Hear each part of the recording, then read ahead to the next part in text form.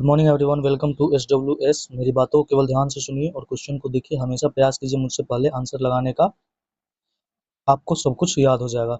प्रतिदिन एक target fix कीजिए, छोटा हो या बड़ा टारगेट हो, उसके अकॉर्डिंग डेली पढ़ाई कीजिए, आपकी तैयारी बेहतर हो जाएगी। क्लास थोड़ी सी डिस्टर्ब चल रहा है क्योंकि मेरे नाना जी का देहांत हो गया और उन्हीं की क्रियाक्रमों में थोड़ी सी पढ़ाई व्यस्त चल रही है। बट जल्द ही आपकी पढ़ाई कंटिन्यू हो जाएगी सुबह में। आज तो लेट हो गया है वीडियो देने में। चलिए देखते हैं आज का आपका पहला क्वेश्चन। आज आपका पहला क्वेश्चन क्या है?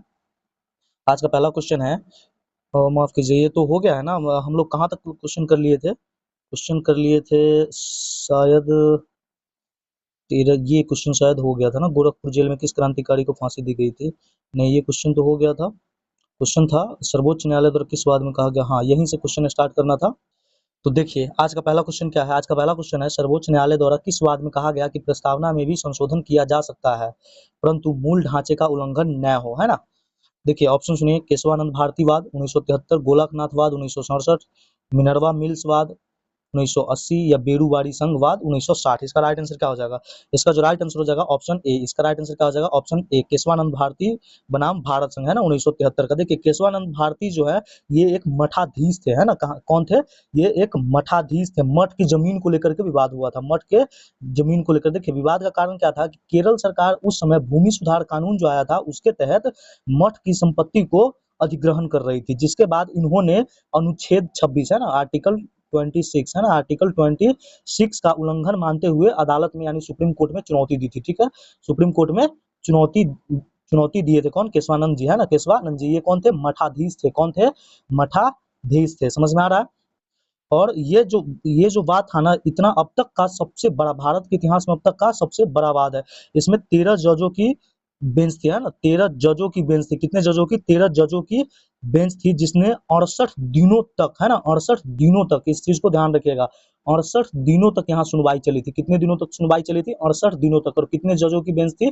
13 जजों की बेंच थी, जो अब तक का सबसे ज्यादा जजों का बेंच रहा है ना, सब अब तक का सबसे ज्यादा जजों का बेंच रहा है। और केशवानंद जी कौन थे? ये मठाधीश थे। कौन थे? मठाधीश थे। ठीक है, मैं आपको एक चीज बताता हूँ। आपको एक चीज क्या बताता हूँ, देखिए एक चीज आपको मैं बता रहा हूँ कि यहाँ जो 68 दिनों तक सुनवाई चली थी, है ना, 68 दिनों की सुनवाई चली थी, इसके तत्पश्चात अंतिम रूप से फैसला आता है 24 अप्रैल 1973 को। ठीक है, 24 अप्रैल 1973, 1973, है ना, 24 अप्रैल 1973 को। किस अनुपात में? 7:6 के बहुमत में, है ना, 7:7:6 के बहुमत से फैसला सुनाया गया। फैसला क्या सुनाया गया कि मूल संरचना का सिद्धांत, है ना, मूल संरचना का सिद्धांत दिया, जिसके तहत लोकतंत्र, धर्मनिरपेक्ष, इसके तहत जैसे न्यायिक समीक्षा, इस सबको क्या कर दिया गया? सुरक्षित कर दिया गया। इस सबको क्या किया गया था? सुरक्षित कर दिया गया था। ठीक है, इसमें आपको सबसे इंपॉर्टेंट चीज है, केशवानंद भारती बनाम भारत संघ जो वाद था, यह अब तक का सबसे बड़ा वाद रहा है। और यह कब हुआ था? 1973 में। ठीक है, इन्होंने, केशवानंद जी कौन थे? ये मठाधीश थे, है ना, मठाधीश थे। मठाधीश की जमीन अधिग्रहण, उस समय की जमीन कानून जो आई हुई थी उसके तहत कर रहे थे। और इन्होंने आर्टिकल 26 का हवाला देते हुए सुप्रीम कोर्ट में याचिका दायर की थी, है ना। इसमें 13 जजों का बेंच था। 68 दिनों तक यह मुकदमा चला था, जिसमें 7 अनुपात यानी 7:6 के बहुमत से 24 अप्रैल 1973 को फैसला सुनाया गया था। 24 अप्रैल 1973 को क्या किया गया था? फैसला सुनाया गया था। ठीक है, चलिए, तो इसका राइट आंसर क्या हो जाएगा? ऑप्शन ए, केशवानंद भारती बनाम भारत संघ। ठीक है, अब तक का सबसे बड़ा। चलिए आज का अगला क्वेश्चन, चटगांव शस्त्रागार पर धावा, चटगांव आर्मरी रेड किसने आयोजित किया था ना, किसने आयोजित किया था। देखिए ये क्वेश्चन मैं आपको पहले करवा चुका हूं, शायद आपको ध्यान ना हो, बट मैं इसी एनसीईआरटी सार संग्रह सीरीज में मैं आपको ये क्वेश्चन करवा चुका हूं। ऑप्शन सुनिए, रास बिहारी बोस, सूर्य सेन, चंद्रशेखर आजाद या भगत सिंह। इसका जो राइट आंसर हो जाएगा ऑप्शन बी, सूर्य सेन, है ना। यह चटगांव शस्त्रागार कब हुआ था? 18 अप्रैल 1930 को। कब हुआ था? 18 अप्रैल 1930 को। 18 अप्रैल 1930 को। ठीक है, 18 अप्रैल 1930 को। चटगांव शस्त्रागार कब होता है? 18 अप्रैल 1930 को। देखिए यह कार्रवाई हुई थी 18 अप्रैल 1930 को। समझे? इसका राइट आंसर क्या हो जाएगा? Option B, option B. देखिए चटगांव जो है गांव था, है ना, चटगांव क्या है? गांव, जो भी वर्तमान में कहाँ है? बांग्लादेश में। कहाँ है? बांग्लादेश में। देखिए इन लोगों का मकसद क्या था कि वहां जो शस्त्रागार है ना, उसे लूटना, उसे क्या था? लूटना, उसे लूटना। वहां जो हथियार रखे थे, कारतूस, है ना, जैसे गन हो गए, है ना, गोला बारूद, उन सबको लूटना। ये लोग क्या किए थे? क्या किए थे इन लोगों को? देखिए उस समय बंदूकें तो मिल गई थी, है ना, लेकिन कारतूस नहीं मिला, है ना, कारतूस नहीं मिला और गोला बारूद नहीं मिला, समझ रहे। इसके बाद क्या हुआ कि ब्रिटिश सेना को यहाँ पहुंचने में समय लग गया। क्यों समय लग गया कि ये लोग क्या किए थे, यहाँ धावा बोलने से पहले टेलीफोन टेलीग्राम के तार काट दिए थे, है ना, रेलवे लाइन को उखाड़ फेंका था, पूरे शहर का संपर्क जो है दुनिया से काट दिया था, एकदम पूर्ण रूप से बाधित कर दिया था। जिसके बाद क्या था, ब्रिटिशर्स को वहां पहुंचने में काफी समय लगा। अंत में ब्रिटिश सेना भारी टुकड़ी, है ना, भारी सैन्य टुकड़ियों के साथ वहां पहुंचते हैं और 22 अप्रैल 1930 को दोनों पक्षों के बीच युद्ध होता है ना, दोनों पक्षों के बीच युद्ध होता है, जिसमें कई क्रांतिकारी शहीद हो जाते हैं। बाद में चल करके सूर्य सेन को, है ना, सूर्य सेन को 22 जनवरी 1934 को फांसी दे दी जाती है, ठीक है। 22 जनवरी ये गिरफ्तार हो जाते हैं, 22 जनवरी 1934 को, 22 जनवरी 1934 को इनको फांसी दे दी जाती है। बाकी विस्तार से मैं पहले आप लोगों को पढ़ा चुका हूँ, है ना। चलिए आज का अगला क्वेश्चन देखते हैं। आज का अगला क्वेश्चन है कि भारत में लैंगिक सार्वभौमिकता क्यों, भारत में लैंगिक सार्वभौमिकता है क्योंकि संविधान की प्रस्तावना आरंभ होती है। ऑप्शन सुनिए, भारत एक संप्रभु राष्ट्र है, हम भारत के लोग से, या ईश्वर के नाम पर, या जनता के लोकतंत्र शब्दों से। इसका राइट आंसर क्या हो जाएगा, इसका जो राइट आंसर हो जाएगा ऑप्शन बी, है ना, हम भारत के लोग, we the people of India. हमारी प्रस्तावना इसी से आरंभ होती है ना, we the people of India. इसका क्या मतलब होता है कि जनता ही सर्वोच्च है ना, जनता ही सर्वोच्च है, देश में जनता से ऊपर कोई नहीं है। शासन का असली ताकत और नागरिक की सहमति ही इसका सबसे बड़ा आधार माना जाता है ना। संविधान का ताकत कौन है, जनता ही है। संविधान की ताकत कौन है, जनता ही है। समझ में आ रहा है, समझ में आ रहा है तो एक लाइक कर दीजिएगा सेशन को, अगर अच्छा लग रहा है क्वेश्चन तो। चलिए देखते हैं आज का अगला क्वेश्चन क्या है। आज का अगला क्वेश्चन है कि इलायची की पहाड़ी कार्डमम माउंटेन्स किन राज्यों के मध्य सीमा बनाती है। देखिए इलायची की पहाड़ी हमेशा आप पढ़ते होइएगा, ये किस राज्य में है, तो यह है केरल राज्यों में। किस राज्य में है, केरल राज्य में। लेकिन यह यहाँ पूछ रहा है किन राज्यों के मध्य सीमा बनाती है, किन राज्य के मध्य सीमा बनाती है। ऑप्शन सुनिए, गोवा एवं कर्नाटक, है ना, गोवा एवं कर्नाटक। बी में है आंध्र प्रदेश एवं तमिलनाडु, सी में है कर्नाटक एवं केरल, या डी केरल एवं तमिलनाडु। इसका राइट आंसर क्या हो जाएगा, इसका जो राइट आंसर हो जाएगा ऑप्शन डी, केरल एवं तमिलनाडु के बीच यह सीमा बनाती है। केरल एवं तमिलनाडु के बीच यह क्या करता है, सीमा बनाता है। समझ में आया। यह श्रीलंका किसके बीच सीमा बनाती है, तो केरल और तमिलनाडु के बीच, केरल और तमिलनाडु के बीच। देखिए इलायची पहाड़ी को केरल में अन्य नाम से भी जाना जाता है, इसका नाम येला मेला कहा जाता है।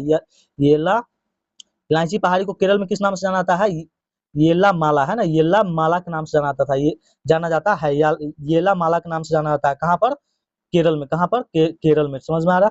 चलिए यहीं पे क्या है, एक प्रसिद्ध पेरियार राष्ट्रीय उद्यान है। क्या है, पेरियार टाइगर रिजर्व यहीं पे है, समझे, जिसे यूनेस्को द्वारा विश्व धरोहर स्थल की सूची में शामिल किया गया। जो यूनेस्को द्वारा विश्व धरोहर स्थल की सूची में जिसे शामिल किया गया है। चलिए आज का अगला क्वेश्चन देखते हैं। आज का अगला क्वेश्चन क्या है, आज का अगला क्वेश्चन है कि हिमालय का पर्वत पदीय प्रदेश, है ना, हिमालय का पर्वत पदीय प्रदेश जिसे फुट हिल्स रीजन कहा जाता है, कौन सा है। ऑप्शन सुनिए, शिवालिक है, ट्रांस हिमालय है, काराकोरम है, या बृहत हिमालय है। क्या है इसका राइट आंसर, क्या होगा इसका राइट आंसर होगा, सबसे पहले समझिए, हिमालय का पर्वत पदीय प्रदेश, पर्वत पदीय प्रदेश किसे कहा जाता है, शिवालिक को। किसे कहा जाता है, शिवालिक की पहाड़ी को क्या कहा जाता है, पर्वत पदीय प्रदेश कहा जाता है। और इसी के जस्ट नीचे क्या शुरू होता है, सबसे पहले भावर होता है, उसके नीचे तराई क्षेत्र होता है, जो शिवालिक के ठीक नीचे यानी दक्षिण में, ठीक दक्षिण में। समझे। चलिए आज का अगला क्वेश्चन देखते हैं। आज का अगला क्वेश्चन क्या है, आज का अगला क्वेश्चन है, आज का अगला क्वेश्चन क्या है, इलायची की पहाड़ी कार्डमम माउंटेन्स किन राज्यों के मध्य सीमा बनाती है। क्वेश्चन तो हो गया ना, इसका राइट आंसर क्या हो जाएगा, केरल और तमिलनाडु। केरल और तमिलनाडु। एक चीज ध्यान रखिएगा, इसे केरल में किस नाम से जाना जाता है, येला माला के नाम से। किस नाम से जाना जाता है, येला माला के नाम से जाना जाता है। केरल में किस नाम से जाना जाता है, येला माला के नाम से जाना जाता है। चलिए आज का अगला क्वेश्चन देखते हैं। मुजफ्फरपुर में किंग्सफोर्ड की हत्या का प्रयास कब किया गया था, किंग्सफोर्ड की हत्या का प्रयास कब किया गया था। अभी जस्ट पिछले सेशन में मैं आपको समझाया हूँ, इसका पूरा विस्तार से बताया था। इसका राइट आंसर क्या हो जाएगा, इसका राइट आंसर हो जाएगा क्या 1911 होगा, क्या 1905 होगा, क्या 1916 या 1908। इसका राइट आंसर हो जाएगा ऑप्शन सी 1908 में। कब हुआ था, एग्जैक्ट डेट की बात करें तो 30 अप्रैल 1908 को, 30 अप्रैल 1908 को, ठीक है, 30 अप्रैल 1908 को, 30 अप्रैल 1908 को किंग्सफोर्ड की हत्या का प्रयास किया गया था। किनके द्वारा, तो वो दो क्रांतिकारी कौन थे, खुदीराम बोस और प्रफुल्ल चाकी। प्रफुल्ल चाकी पकड़े जाते हैं, लेकिन खुदीराम बोस भागते भागते 35 मील दूर भागते भागते कहाँ पहुंचते हैं, समस्तीपुर में एक जगह पड़ता है, जो अभी वर्तमान में पूसा रेलवे स्टेशन के नाम से प्रसिद्ध है ना, वहां पे वैनी रेलवे स्टेशन उस समय था, है ना, तो वहीं पे पकड़े जाते हैं। उनके बाद इनको फांसी दे दी जाती है 11 अगस्त 1908 को। 11 अगस्त 1908 को। ये तो काफी विस्तार से मैं समझाया हूं इस चीज को।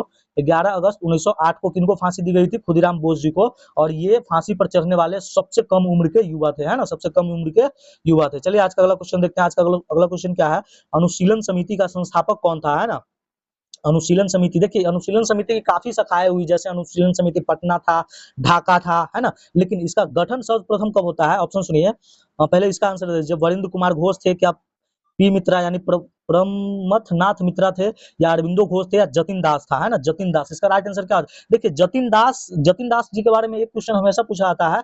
जतिन दास भारत के प्रथम व्यक्ति थे जिन्हें भूख हड़ताल के कारण जिनकी मृत्यु हुई थी जेल में, है ना, जतिन दास जी की, है ना, ये प्रथम व्यक्ति थे। ठीक है, चलिए तो इसका राइट आंसर क्या हो जाएगा? इसका राइट आंसर हो जाएगा ऑप्शन बी, प्रमथनाथ मित्रा, है ना, प्रमथनाथ मित्रा, है ना, प्रमथनाथ मित्रा। और इनके एक सहयोगी और भी थे जिनका नाम क्या था? सतीश चंद्र बसु, है ना, सतीश चंद्र बसु। और यह कब इसकी स्थापना होती है? तो इसकी स्थापना होती है 24 मार्च, है ना, 24 मार्च 1902 को। कहां पर? कलकत्ता में, जिसकी काफी सारी शाखाएं खुली, जैसे ढाका में खुला है ना, पटना में खुली है ना। लेकिन यह इसका संस्थापक कौन था? तो प्रमथनाथ मित्रा थे। और यह 24 मार्च 1902 को कहाँ इसका स्थापना हुआ था? कलकत्ता में। कहाँ इसका स्थापना हुआ था? कलकत्ता में, समझे। चलिए इसके बाद ढाका अनुशीलन समिति जो है, ढाका अनुशीलन समिति, इसका गठन कब होता है? 1905 में। 1905 में ढाका अनुशीलन समिति का गठन कब होता है? 1905 में। किसके द्वारा? पुलीन बिहारी दास, है ना, पुलीन बिहारी दास, पुलीन बिहारी दास। ठीक है, पुलीन बिहारी दास के कारण दास किए थे। इसके बाद क्या था? इसके बाद एक और भी था। आपसे आज का पहला होमवर्क क्वेश्चन पूछते हैं, पटना अनुशीलन समिति का गठन किसने किया था? आज का आपका पहला होमवर्क क्वेश्चन है कि पटना अनुशीलन समिति का गठन कौन किया था और यह कब हुआ था, समझे।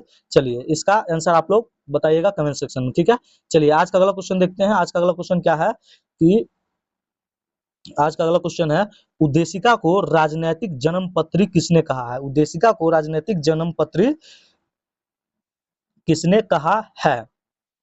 ऑप्शन सुनिए। क्या जवाहरलाल नेहरू, क्या बी आर अम्बेडकर, क्या महात्मा गांधी थे, या के एम मुंशी थे? इसका राइट आंसर क्या हो जाएगा? इसका जो राइट आंसर हो जाएगा ऑप्शन डी, के एम मुंशी। के एम मुंशी का पूरा नाम क्या है? कन्हैया लाल मानिक लाल मुंशी। ठीक है, के एम मुंशी का पूरा नाम क्या है? कन्हैया लाल मानिक लाल मुंशी, है ना, कन्हैया लाल मानिक लाल मुंशी। ठीक है, अच्छा उद्देश्य का ये क्या था? ये क्वेश्चन क्या था? राजनीतिक जन्म पत्री, है ना, जन्म पत्री किसने कहा था? के मुंशी यानी कन्हैया लाल मानिक लाल मुंशी। लेकिन परिचय पत्र किसने कहा था? परिचय पत्र किसने कहा था? तो परिचय पत्र कहा था नाना पालकी वाला, है ना, नाना पालकी वाला। ठीक है, ध्यान रखिएगा। परिचय किसने कहा था? नाना पालकी वाला, नाना पालकी वाला। ठीक है, परिचय पत्र किसने कहा था? नाना पालकी वाला। ठीक है, और संविधान की आत्मा किसने कहा था? आत्मा किसने कहा था? ठाकुर दास भार्गव ने, है ना, ठाकुर दास भार्गव ने। मैं शॉर्ट में लिख रहा हूँ। ठीक है, ठाकुर दास भार्गव ने। ठीक है, और इसे कुंजी किसने कहा था? कुंजी किसने कहा था? कुंजी कहा था आर्नेस्ट बारकर ने। ठीक है, आर्नेस्ट बारकर ने। देखिए आपको जो है ना, कुंजी के जगह पर कहीं कहीं पे सुप्रीम कोर्ट भी लिखा आता है ना, सुप्रीम कोर्ट भी लिखा आता है, लेकिन यह कहा था किसने? आर्नेस्ट बारकर ने, आर्नेस्ट बारकर ने। चलिए आज का अगला क्वेश्चन देखते हैं। आज का अगला क्वेश्चन क्या है? आज का अगला क्वेश्चन है कि भारत की सर्वोच्च पर्वत चोटी यानी हाईएस्ट माउंटेन पीक कौन सी है? Which is the highest mountain peak in India? Option सुनिए। क्या माउंट एवरेस्ट है, क्या कंचनजंगा है, या केटू जिसे गॉडविन ऑस्टिन कहा जाता है, या नंदा देवी? इसका राइट आंसर क्या हो जाएगा? इसका जो राइट आंसर हो जाएगा ऑप्शन सी, है ना, ऑप्शन सी, केटू, है ना, जिसे गॉडविन ऑस्टिन कहा जाता है, यह है ना। और यह किसका भाग है? तो यह काराकोरम का दूसरा सबसे ऊंचा चोटी है ना, इसीलिए इसका नाम केटू पड़ा है। इसका नाम अगर आपसे कोई पूछे इसका नाम केटू क्यों पड़ा है, तो यह ध्यान रखिएगा, यह काराकोरम का दूसरा सबसे ऊंचा चोटी है ना, दूसरा सबसे ऊंचा चोटी है, इसलिए काराकोरम से के और दूसरी है, इसलिए इसे केटू कहा जाता है। इसे क्या कहा जाता है? केटू कहा जाता है, समझे। तो काराकोरम की दूसरी सबसे ऊंची चोटी कौन है? गॉडविन ऑस्टिन, जिसे केटू कहा जाता है। और इसकी इसकी ऊंचाई कितनी है? तो इसकी ऊंचाई है 8611 मीटर, 8611 मीटर है, 8611 मीटर इसकी ऊंचाई कितनी है? 8611 मीटर। और यह कहाँ है? तो यह लद्दाख में है। यह चोटी कहाँ है? लद्दाख में। कहाँ है? लद्दाख में। और काराकोरम किस श्रेणी का भाग है? तो यह ट्रांस हिमालय का भाग है। किस श्रेणी का? ट्रांस हिमालय का भाग है। किसका भाग है? ट्रांस हिमालय का भाग है। समझ में आ रहा है? चलिए समझ में आ रहा है तो सेशन को लाइक कर दीजिएगा, शेयर कर दीजिएगा। ठीक है, चलिए आज का अगला क्वेश्चन देखते हैं। आज का अगला क्वेश्चन क्या है? नर्मदा एवं तापी नदियों के मध्य कौन सी पर्वत श्रेणी स्थित है? नर्मदा एवं तापी नदी के मध्य में कौन सी पर्वत श्रेणी स्थित है? ऑप्शन सुनिए, क्या सतपुड़ा श्रेणी, क्या अरावली श्रेणी, क्या अजंता श्रेणी, क्या विंध्याचल श्रेणी? इसका राइट आंसर क्या हो जाएगा? देखिए सबसे पहले समझिए, सतपुड़ा श्रेणी है ना, सतपुड़ा श्रेणी का विस्तार कितने राज्यों में है? तो यह 4 राज्यों में इसका विस्तार है। कितने राज्यों में? 4 राज्यों में इसका विस्तार है। सबसे पहले क्या है यहाँ पर? गुजरात, ठीक है, और यहीं से इसका विस्तार किसमें? महाराष्ट्र में, उसके बाद मध्य प्रदेश में, और इसके बाद कहाँ है? छत्तीसगढ़ में। कहाँ है? छत्तीसगढ़ में। कहाँ है? छत्तीसगढ़ में, ठीक है। यह कहाँ फैला हुआ है? छत्तीसगढ़ में।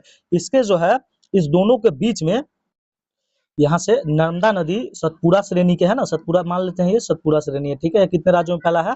4 राज्यों में फैला। यहीं से नर्मदा नदी निकलती है, नर्मदा नदी निकलती है और अरब सागर में अपना जल गिराती है। और यहीं से एक और नदी निकलती है जिसका नाम क्या है? तापी नदी। और यह सतपुड़ा के दक्षिण से, सतपुड़ा के दक्षिण से कौन सी नदी निकलती है? तो तापी नदी। और सतपुड़ा के उत्तर से कौन निकलती है? तो नर्मदा नदी। नर्मदा नदी यह कहाँ गिरता है? अरब सागर में। और यह भ्रंश घाटी का निर्माण करती है। किसका? भ्रंश घाटी का निर्माण करती है, भ्रंश घाटी का निर्माण करती है। समझ में आ रहा? अच्छा, एक चीज और यहाँ से एक और तथ्य पूछा जाता है कि सतपुड़ा की सबसे ऊंची चोटी क्या है? तो सतपुड़ा की सबसे ऊंची चोटी है धूपगढ़। क्या है? धूपगढ़। ध्यान रखिएगा, क्या है? धूपगढ़, ठीक है। सतपुड़ा की सबसे ऊंची चोटी कौन है? धूपगढ़। और इसकी ऊंचाई कितनी है? 1350 मीटर। 1350 metre, 1350 metre. यह किसका भाग है? तो यह महादेव श्रेणी है ना, महादेव, यानी सतपुड़ा श्रेणी का ही महादेव पहाड़ी है, उसका भाग है धूपगढ़। और ये कहाँ है? पंचमढ़ी में। कहाँ? पंचमढ़ी में, मध्य प्रदेश, पंचमढ़ी में। कहाँ है? मध्य प्रदेश, पंचमढ़ी में, ठीक है। ध्यान रखिएगा इस चीज को। इसका राइट आंसर क्या हो जाएगा? इसका राइट आंसर हो जाएगा ऑप्शन ए, सतपुड़ा श्रेणी। नर्मदा एवं तापी नदी के मध्य कौन सी पर्वत श्रेणी है? तो सतपुड़ा। सतपुड़ा के उत्तर में कौन सी नदी बहती है? नर्मदा। और दक्षिण में कौन सी? तापी। कौन सी? तापी, ठीक है। सतपुड़ा की सबसे ऊंची चोटी कौन है? धूपगढ़। किसकी? धूपगढ़। और यह किस श्रेणी किस पहाड़ी का भाग है? महादेव पहाड़ी का। अच्छा, अरावली की सबसे ऊंची चोटी कौन है? तो वो है गुरु शिखर। कौन सी है?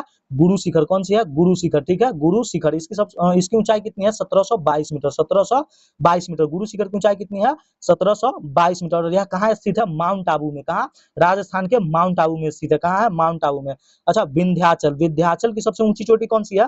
तो विंध्याचल की सबसे ऊंची चोटी है सद्भावना शिखर। सद्भावना शिखर, ठीक है। कौन सा? सद्भावना शिखर है, सद्भावना शिखर। सद्भावना शिखर, इसकी ऊंचाई कितनी है? 752 मीटर। 752 metre, 752 metre. सद्भावना शिखर की ऊंचाई कितनी है? 752 मीटर। अच्छा, सद्भावना शिखर को ही गुडविल पीक कहा जाता है। सद्भावना शिखर को ही गुडविल पीक कहा जाता है। किसको? सद्भावना शिखर को। चलिए आज का अगला क्वेश्चन देखते हैं। आज का अगला क्वेश्चन है, वर्ष 1928 में चंद्रशेखर आजाद द्वारा Hindustan socialist Republican association HSRA की स्थापना कहाँ की गई थी? ये क्वेश्चन में पिछले सेशन में, पिछला जो वीडियो अपलोड हुआ था उसमें इसका व्याख्या किया था। बताइए इसका राइट आंसर क्या हो जाएगा? क्या कानपुर में हो जाएगा? नहीं, कानपुर में किसका हुआ था? HRA का, हिंदुस्तान रिपब्लिकन एसोसिएशन का। क्या दिल्ली में, क्या लाहौर में, क्या मुंबई में? इसका राइट आंसर हो जाएगा ऑप्शन बी, दिल्ली में। कहाँ हो जाएगा? दिल्ली में, ठीक है। तो इसमें क्या व्याख्या करें इसका, तो पहले कर चुके हैं। चलिए आज का अगला क्वेश्चन देखते हैं। आज का अगला क्वेश्चन है उत्तर में। अच्छा, यहाँ पे आज का आपसे दूसरा क्वेश्चन पूछते हैं। ये दिल्ली में तो किया गया था, लेकिन वह मैदान कौन सा था, है ना? वह मैदान कौन सा था, ठीक है। चलिए, उत्तर भारत में उप हिमालय क्षेत्र के सहारे विस्तारित समतल मैदान को क्या कहा जाता है? समतल मैदान को क्या कहा जाता है? ऑप्शन सुनिए, क्या खादर कहा जाता है, क्या तराई कहा जाता है, क्या बांगर कहा जाता है, या भावर कहा जाता है? देखिए, खादर क्या होता है? खादर नवीन जलोढ़ को कहा जाता है ना। खादर किसको कहा जाता है? तो नवीन जलोढ़ को। नवीन जलोढ़ को क्या कहा जाता है? खादर, ठीक है। और बांगर किसको कहा जाता है? तो बांगर कहा जाता है पुरानी जलोढ़ को। किसे कहा जाता है? पुरानी जलोढ़ को क्या कहा जाता है? बांगर, ठीक है। ध्यान रखिएगा, तो ये इसका तो आंसर होगा नहीं। उसके बाद क्या है? तराई, तराई प्रदेश। और ये है भावर। तो इसका जो राइट आंसर है, उप हिमालय के सहारे विस्तारित, मतलब उसके जस्ट सटा हुआ कौन है? तो वो है भावर प्रदेश। क्या है? भावर प्रदेश। देखिए, भावर प्रदेश जो है, मान लेते हैं यहाँ हम लोग मान लेते हैं ये हिमालय है, ठीक है। ये कौन सा है? हिमालय है। तो इसकी जो 8 से 16 है ना, ध्यान रखिएगा इस चीज को, 8 से लेकर के 16 किलोमीटर है ना, 8 से लेकर 16 किलोमीटर जो क्षेत्र पड़ता है, इसे ही भावर प्रदेश कहा जाता है। क्या कौन सा प्रदेश कहा जाता है? भावर प्रदेश कहा जाता है, ठीक है। इसे क्या कहा जाता है? भावर प्रदेश। यह मोटे कंकर पत्थर वाले होते हैं ना, यह क्षेत्र मोटे कंकर पत्थर वाले होते हैं। ये कौन सा हमारा है? ये शिवालिक हिमालय। कौन सा? शिवालिक हिमालय। और शिवालिक हिमालय से जस्ट सटा 8 से 16 किलोमीटर का जो इलाका है, इसे भावर प्रदेश कहा जाता है। और इसके जस्ट नीचे ये तराई का मैदान है। ये जस्ट नीचे कौन सा है? तराई का मैदान है। कौन सा? तराई का मैदान। इसके कण क्या होते हैं? काफी महीन कण होते हैं। इसके काफी महीन कण होते हैं। देखिए, जब यहाँ हिमालय से जब नदियां प्रवेश करती है भावर प्रदेश में, तो भावर में नदियां अंदर चली जाती है ना, भावर प्रदेश में नदियां अंदर चली जाती है। क्यों? क्योंकि इसके ऊपर मोटी बजरी है ना, यानी कंकर पत्थर होते हैं, और यह नदियां नीचे चली जाती है। और यही नदियां फिर तराई क्षेत्र में आते ही यह ऊपर उठ जाती है ना, तराई क्षेत्र में आते ही यह क्या होता है, यह नदियां ऊपर हो जाती है, तराई क्षेत्र में आते ही ऊपर हो जाती है, ठीक है। ये जो भाबर प्रदेश है इसमें कृषि नहीं की जा सकती है, यहाँ पर नदियां लुप्त हो जाता है, यहाँ पर नदियां लुप्त हो जाता है और निकलता कहाँ है, तराई प्रदेश में। आपसे क्वेश्चन ये भी पूछेगा भाबर प्रदेश जो होता है इसकी चौड़ाई इस मैदान की कितनी है, तो 8 से 16 किलोमीटर, 8 से 16 किलोमीटर, ठीक है, समझ में आ गया। तो इसका जो राइट आंसर क्या हो जाएगा, ऑप्शन डी, इसके विस्तारित मतलब इसके सहारे विस्तारित पूछे तो भाबर प्रदेश होगा और इसके जस्ट नीचे कौन सा, तराई मैदान, है ना। चलिए आज का अगला क्वेश्चन क्या है, आज का अगला क्वेश्चन है कि डॉक्टर भीमराव अंबेडकर ने किस अनुच्छेद को संविधान का हृदय एवं आत्मा कहा है। ये क्वेश्चन भी मैंने पहले करवाया हुआ है, लेकिन काफी दिन हो गया इस क्वेश्चन को करवाए हुए। चलिए देखिए ऑप्शन देखिए, क्या अनुच्छेद 19 है, क्या अनुच्छेद 21 है, क्या अनुच्छेद 14 जो समता का अधिकार है, अनुच्छेद 32 संवैधानिक उपचारों का अधिकार। इसका राइट आंसर क्या हो जाएगा, इसका जो राइट आंसर हो जाएगा ऑप्शन डी, इसका राइट आंसर क्या हो जाएगा, ऑप्शन डी, संवैधानिक उपचारों का अधिकार। इसका राइट आंसर क्या हो जाएगा, ऑप्शन डी, संवैधानिक अधिकारों का संवैधानिक उपचारों का अधिकार, संवैधानिक उपचारों का अधिकार। देखिए आर्टिकल 32 सबसे पहले समझिए, आर्टिकल 32 है, आर्टिकल यहाँ पे क्या है 32, अनुच्छेद 32 क्या है, अनुच्छेद 32 संवैधानिक उपचारों का अधिकार। यह हमें 5 प्रकार की रीट प्रदान करता है, कितने प्रकार की, 5 प्रकार की रीट, है ना, 5 प्रकार की रीट देता है, 5 प्रकार का रीट। सबसे पहला रीट कौन सा है, तो वो है मैं लिखवा देता हूँ आपको, सबसे पहला है बंदी प्रत्यक्षीकरण, है ना, सबसे पहला क्या है, बंदी प्रत्यक्षीकरण, ठीक है, मैं सिर्फ बंदी लिखता हूँ आप समझ लीजिएगा। सबसे पहला क्या है, बंदी प्रत्यक्षीकरण। दूसरा क्या है, तो दूसरा है हमारा परमादेश, क्या है दूसरा रीट कौन सा है, परमादेश, ठीक है, परमादेश, ठीक है। तीसरा रीट कौन सा है, तो तीसरा रीट है हमारा प्रतिषेध, तीसरा क्या है, प्रतिषेध, ठीक है, प्रतिषेध, ठीक है, तीसरा रीट कौन सा है, प्रतिषेध। उसके बाद क्या है, चौथा, चौथा हमारा क्या है, तो चौथा हमारा उत्प्रेषण, कौन सा, उत्प्रेषण, उत्प्रेषण। मेरे साथ केवल मेरी बातों को ध्यान से सुनिए, आपको सब कुछ याद हो जाएगा, अगर आप भूल गए होंगे तो ये सब कुछ रिवाइज हो जाएगा।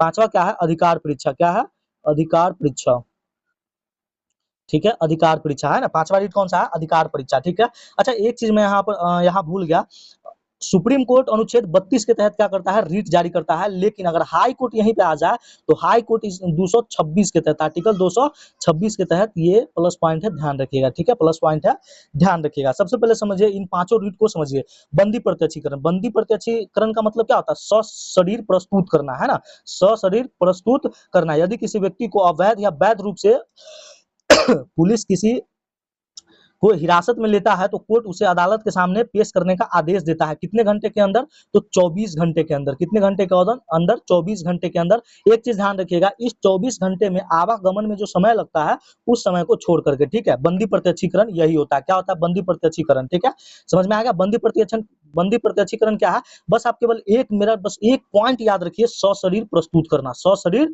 प्रस्तुत करना, बस इतना ध्यान रखिए, बंदी प्रत्यक्षीकरण सशरीर प्रस्तुत करना। अगर केवल आप इतना ध्यान रखते हैं तो आपको ये पूरा ध्यान याद हो जाएगा, ठीक है।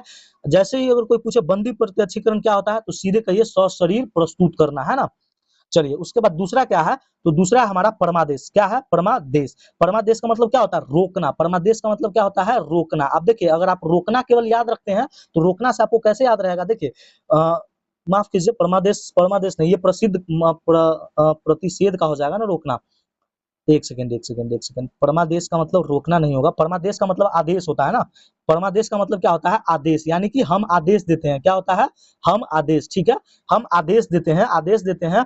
ये इसका मतलब क्या होता है कि जब कोई सरकारी अधिकारी या संस्था अपना कानूनी कर्तव्य का पालन नहीं करता है तो उसे कोर्ट काम करने का आदेश देता है, कोर्ट काम करने का क्या करता है, आदेश करता है। या कोई अधिकारी ही हो जो अपना काम सही ढंग से नहीं करता है तो उसे आदेश कौन देता है, कोर्ट। किस रीत का उपयोग करके, परमादेश का, है ना, परमादेश का। परमादेश का मतलब क्या होता है, आदेश देना। परमादेश का मतलब क्या होता है, आदेश देना, कि हम आपको आदेश दे रहे हैं इस चीज को आपको करना है, ठीक है। और बंदी प्रत्यक्षीकरण का मतलब क्या होता है, तो बंदी प्रत्यक्षीकरण का मतलब होता है सशरीर प्रस्तुत करना। और प्रतिषेध का मतलब क्या होता है, प्रतिषेध अभी जो लिखे थे, रोकना, है ना। प्रतिषेध का मतलब क्या है, रोकना। जैसे कभी कभी क्या होता है कि निचला अदालत जो है अपनी शक्ति से ज्यादा यानी अपने दायरे से अधिक काम करने लगता है ना, उसे ही रोकना कहते हैं। जैसे उच्च न्यायालय हो गया या फिर जिला न्यायालय हो गया, उनके अधिकार क्षेत्र से बाहर जाकर काम करने से क्या होता है, यह रोकता है, कौन, प्रतिषेध। कौन रोकता है, प्रतिषेध। तीन को समझ में आ गया। बंदी प्रत्यक्षीकरण का मतलब क्या होता है, सशरीर प्रस्तुत करना। परमादेश का मतलब क्या होगा, कि आदेश देना, हम आपको आदेश दे रहे हैं कि इस कार्य को आपको करना है। और प्रतिषेध का मतलब क्या होता है, अपने अधिकार क्षेत्र में ही रहना। अगर कोई न्यायालय, अगर निचली अदालत अगर अपने अधिकार क्षेत्र से ज्यादा काम करता है तो उसे रोक सकती है, किसके तहत? प्रतिषेध के तहत। किसके तहत? प्रतिषेध के तहत। अगला क्या है हमारा चौथा? उत्प्रेषण। क्या है? उत्प्रेषण। ठीक है, उत्प्रेषण क्या है कि उत्प्रेषण का मतलब क्या होता है? सूचित करना। क्या करना? सूचित करना, है ना। जैसे उच्च न्यायालय या निचली अदालत जो है किसी लंबित मामले के रिकॉर्ड को अपने पास मंगवाती है। अगर कोई मुकदमा हुआ हो या कुछ भी तो और वो लंबा चल रहा है तो इस उत्प्रेषण के तहत क्या करता है? कोर्ट अपने पास ले लेती है। कोर्ट अपने पास ले लेती है। कौन? Supreme court. कौन? Supreme court. ताकि सही न्याय हो सके, ताकि सही न्याय हो सके। उत्प्रेषण का मतलब यही होता है। उत्प्रेषण का मतलब क्या होता है? सूचित करना। एग्जाम्पल के तौर पे अभी पश्चिम बंगाल में कोई रेप केस हुआ था ना, अभी मुझे वो ध्यान नहीं आ रहा। एक रेप केस का मुकदमा चला था अभी, जो चुनाव से पहले चला हुआ था। पता वो कौन थी, उसका क्या नाम था? तो क्या नाम था मुझे याद ध्यान नहीं आ रहा, बट मैं आपको एग्जांपल देकर बता देता हूँ। वही पश्चिम बंगाल में क्या हुआ, वो जो रेपिस्ट है उसका केस कहाँ चल रहा था? उच्च न्यायालय में। कहाँ पर? पश्चिम बंगाल में उच्च न्यायालय में चल रहा था। जिसके बाद उसने उत्प्रेषण का उपयोग करते हुए सुप्रीम कोर्ट ने उस मामला को कहाँ ले लिया? सुप्रीम कोर्ट के अंदर ले लिया स्वयं ही। ठीक है, उस सुप्रीम कोर्ट अपने अंदर ले लिया था। ठीक है, वही उत्प्रेषण है। उसके बाद पांचवा हमारा अधिकार परीक्षा। कौन सा है? अधिकार परीक्षा। ठीक है, इसका मतलब क्या है कि यह अधिकार बताता है कि आपका क्या अधिकार है। यह क्या करता है? अधिकार देता है ना कि आपका क्या अधिकार है। जैसे कोई व्यक्ति अवैध रूप से किसी सरकारी पद को अगर ग्रहण कर लेता है तो कोर्ट उसे योग्यता का आधार पूछता है ना, कोर्ट उसे योग्यता का अधिकार पूछता है। यानी कि सीधे सी बात समझिए, फर्जीवाड़ा से बचना, वही है अधिकार, है ना, अधिकार परीक्षा। समझ में आ गया? अधिकार परीक्षा मतलब क्या होता है? क्या आपका क्या अधिकार है ना, जो इस पद पे बैठे हुए हैं। अधिकार परीक्षा। अधिकार परीक्षा मैं आपको इसका न्यूमोनिक वर्ड बताता हूं, केवल आप इसको ध्यान रखिएगा। जैसे ही अधिकार परीक्षा आए तो इसका मतलब क्या हुआ कि आपका क्या अधिकार है, बस इतना ध्यान रखिए, आपको ये पूरा चीज याद हो जाएगा। आपका क्या अधिकार है। उत्प्रेषण मतलब सूचित करना, है ना। हम आपको सूचित कर रहे हैं कि ये जो मुकदमा है ना, मैं ये ले रहा हूँ, है ना, अपने अंदर ले रहा हूँ ताकि सही न्याय मिल सके। इसके बाद क्या है? प्रतिषेध। प्रतिषेध का मतलब क्या होता है? रोकना। अपने अधिकार मतलब कोई न्यायालय अगर अपने अधिकार से ज्यादा कार्य कर रही है तो उसे रोकना। परमादेश का मतलब क्या होता है? आदेश देना। क्या देना? आदेश देना। अगर कोई व्यक्ति कार्य नहीं कर रहा है, कोई न्यायालय कार्य नहीं कर रहा है तो उसे हम आदेश देते हैं कि आपको ये काम करना है। और बंदी प्रत्यक्षीकरण का मतलब क्या होता है?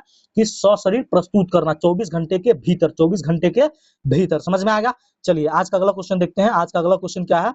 आज का अगला क्वेश्चन है कि किसने प्रस्तावना को संविधान का परिचय पत्र कहा था? जस्ट अभी हम बता करके आ रहे हैं आपको, किसने प्रस्तावना को संविधान का परिचय पत्र कहा था। ऑप्शन सुनिए, क्या डॉक्टर राजेंद्र प्रसाद थे, क्या नाना पालकीवाला थे, या सच्चिदानंद सिन्हा थे, या अर्नेस्ट बारकर थे। देखिए, अर्नेस्ट बारकर साहब ने क्या कहा था? यह इन्होंने कुंजी कहा था। क्या कहा था? कुंजी कहा था। ठीक है, पालकी वाला ने क्या कहा था? तो संविधान का परिचय कहा था। संविधान का परिचय। और इसका राइट आंसर क्या हो जाएगा? बी। इसका राइट आंसर क्या हो जाएगा? बी। ठीक है, चलिए आज का अगला क्वेश्चन देखते हैं। आज का अगला क्वेश्चन क्या है? आज का अगला क्वेश्चन है कि समाजवादी, अखंडता और पंथ निरपेक्ष शब्द प्रस्तावना में किस वर्ष जोड़े गए थे। चलिए इसका आंसर क्या हो जाएगा? उससे पहले ये बताइए कैसा लग रहा है आप सभी को सेशन? एनसीईआरटी सार संग्रह का जो निचोड़ है ये कैसा लग रहा है? डिजिटल बोर्ड ना होने की वजह से मैं थोड़ा सा कम लिख पाता हूँ, बट आप मैनेज कर रहे हैं, मेरे लिए यही सौभाग्य की बात है। और आपका एक लाइक हमें काफी मोटिवेट करता है। आप सभी का धन्यवाद जिन्होंने लाइक किया है। चलिए देखते हैं इसका आंसर क्या होगा। ऑप्शन सुनिए, क्या 1950 में? नहीं। क्या 1985 में? नहीं। क्या 1978? नहीं। इसका राइट आंसर हो जाएगा ऑप्शन सी। इसका राइट आंसर क्या हो जाएगा? 1976 में, है ना। कौन सा संविधान संशोधन था? 42वां संविधान संशोधन। इस सब का व्याख्या क्या करूँ, इसमें ऐसे ही समय चला जाएगा। मैं कितनी बार इस सब का व्याख्या कर चुका हूँ। अब समय आने दीजिए, आगे भी जैसे जैसे क्वेश्चन आते जाएंगे मैं आपको इसका व्याख्या करते जाऊंगा। ठीक है, चलिए आज का अगला क्वेश्चन देखते हैं। आज का अगला क्वेश्चन, इनकलाब जिंदाबाद। ये भी मोस्ट इंपोर्टेंट क्वेश्चन है ना। बीबीआई इनकलाब जिंदाबाद का प्रसिद्ध नारा किसने दिया था? ऑप्शन सुनिए, मोहम्मद इकबाल ने, क्या चंद्रशेखर आजाद ने, क्या सुभाष चंद्र बोस ने, या भगत सिंह ने। यहाँ तो ऑप्शन ही नहीं है भाई। हाँ, ऑप्शन नहीं है तो आप यहाँ पे ऑप्शन डी लगा सकते हैं, भगत सिंह, क्योंकि प्रसिद्ध इसको किसने किया था? तो प्रसिद्ध किया था भगत सिंह ने। अच्छा, प्रसिद्ध, यहाँ क्वेश्चन भी वही है, प्रसिद्ध नारा किस नहीं, ये नारा किसने दिया था? तो मैं आपको बता देता हूँ, आप समझ लीजिएगा। ठीक है, नारा दिया था 1921 में ही। 1921 में कौन दिए थे? मौलाना हजरत मोहानी ने, है ना। 1921 में दिया था। कौन दिया था? मौलाना हजरत मोहानी ने इसे 1921 में इनकलाब जिंदाबाद का नारा दिया था। लेकिन इसे यह प्रसिद्ध कब होता है? एक घटना आपको याद है? 8 अप्रैल 1929 घटना याद है? केंद्रीय लेजिस्लेटिव असेंबली में जो भगत सिंह द्वारा जो बम फेंका गया था, उसी में इस नारा को प्रसिद्धि मिली थी। और यह नारा रातों रात पूरे देश में फैल गया, इनकलाब जिंदाबाद, है ना, इनकलाब जिंदाबाद। बाकी मैं इसको एक्सप्लेन नहीं करूंगा, मैं कर चुका हूँ, कल ही की क्लास में किया था, है ना। तो इसका राइट आंसर क्या हो जाएगा, ऑप्शन डी। नारा दिया किसने था, तो वो दिए थे मौलाना हजरत मोहानी ने 1921 में, लेकिन प्रसिद्ध किसने किया था, भगत सिंह ने। किसने किया था, भगत सिंह ने इसको प्रसिद्ध किए थे ना, भगत सिंह ने इनको प्रसिद्ध किया था, ठीक है। चलिए आज का अगला क्वेश्चन और अंतिम क्वेश्चन है ना, आज का अगला क्वेश्चन और अंतिम क्वेश्चन है, क्योंकि समय ज्यादा हो गया। संविधान सभा में उद्देश्य प्रस्ताव कब प्रस्तुत किया गया था, संविधान सभा में उद्देश्य प्रस्ताव कब प्रस्तुत किया गया था। ऑप्शन सुनिए, क्या 15 अगस्त 1947 को, नहीं। इस सब का कितनी बार मैंने एक्सप्लेन किया है। उसके बाद क्या 26 नवंबर, नहीं। क्या 26 जनवरी, नहीं। क्या 13 दिसंबर, बिल्कुल। और यह किनके द्वारा प्रस्तुत किया गया था, तो जवाहरलाल नेहरू द्वारा 13 दिसंबर 1946 को। और इसको मंजूरी कब मिलती है, तो 22 जनवरी 1947 को, ध्यान रखिएगा। चलिए आज का अगला क्वेश्चन क्या है, आज का अगला क्वेश्चन, अगला और अंतिम क्वेश्चन, चलिए एक क्वेश्चन और करवा देता हूं कि निष्क्रिय विरोध, है ना, निष्क्रिय विरोध का सिद्धांत यानी डॉक्ट्रिन ऑफ पैसिव रेसिस्टेंस का प्रतिपादन किसने किया था। निष्क्रिय विरोध का सिद्धांत किसने किया था, सिद्धांत किसने किया था। देखिए अरविंदो घोष, लाला लाजपत राय, क्या महात्मा गांधी, या बाल गंगाधर तिलक। इसका राइट आंसर क्या हो जाएगा, इसका जो राइट आंसर, देखिए इसका शुरुआत जो है अप्रैल 1907 में प्रसिद्ध समाचार पत्र वंदे मातरम से ही हुआ था, है ना। वंदे मातरम में लेखों की एक जो श्रृंखला प्रकाशित हुई थी, जिसमें उन्होंने इस सिद्धांत का विस्तृत रूप लिखा था, ठीक है, विस्तृत रूप लिखा था, है ना। और यह दिया किसने था, तो यह दिया था अरविंदो घोष ने। इसका राइट आंसर क्या हो जाएगा, ऑप्शन ए, ऑप्शन ए, ठीक है, ऑप्शन ए। इसका राइट आंसर क्या हो जाएगा, ऑप्शन ए। समझ में आ गया। चलिए तो ये था आज का आपका सेशन, कैसा लगा सेशन बताइएगा जरूर, और अगर कुछ सुधार करने की आवश्यकता हो तो जरूर बताइएगा। मेरी थोड़ी सी व्यस्तता है, जैसा मैंने पहले बताया, मेरे नाना जी का देहांत हो गया था, अभी 2-4 दिन पहले की बात है, तो उन्हीं का क्रियाक्रम चल रहा, तो मुझे वहां जाना भी जरूरी है, इसलिए क्लास थोड़ा सा डिस्टर्ब हो रहा है। बट विश्वास कीजिए मेरा, जल्द ही आपका क्लास रेगुलर मोड में हो जाएगा। आज जैसे ही मुझे समय मिला मैं आपके समक्ष उपस्थित हो गया हूँ, ठीक है। सेशन को लेकर ऐसे ही जैसे जैसे समय मिलेगा मैं आपके समक्ष उपस्थित हो जाऊंगा। बताइएगा जरूर सेशन कैसा लग रहा है। अच्छा ये रिवीजन जो स्लाइड है इसको मैं आज रहने देता हूँ, मैं कल करवा दूंगा क्योंकि समय ज्यादा हो गया है। चलिए तो सेशन को यहीं पे समाप्त करते हैं। अगर सेशन पसंद आया हो तो लाइक शेयर सब्सक्राइब कीजिएगा, दोस्तों के साथ शेयर कीजिएगा, और प्रतिदिन आपको सेशन 6 बजे ही मिलेंगे, लेकिन आज समय ज्यादा हो गया था, समय के कारण इस समय हुआ है। चलिए सेशन को यहीं पे समाप्त करते हैं। Thanks for watching. एक चीज आपसे कहना भूल गया, देखिए अगर आपको नोटिफिकेशन नहीं मिलता है क्लास का, तो आप कमेंट सेक्शन में एक टेलीग्राम लिंक दिया गया है, उसको आप ज्वाइन कर लीजिएगा। वहीं पे फेसबुक पेज भी है, जहां आपको मोस्ट इंपॉर्टेंट क्वेश्चन होते हैं, मैं वहां पे डालता हूं। और जो टेलीग्राम आप ज्वाइन कीजिएगा ना, वहां पे आपको क्विज भी देखने को मिलेगा, है ना, जो वन बाय वन करके क्विज होते हैं, वो सभी में मिलेगा, ठीक है। तो आप वहां भी ज्वाइन कर सकते हैं।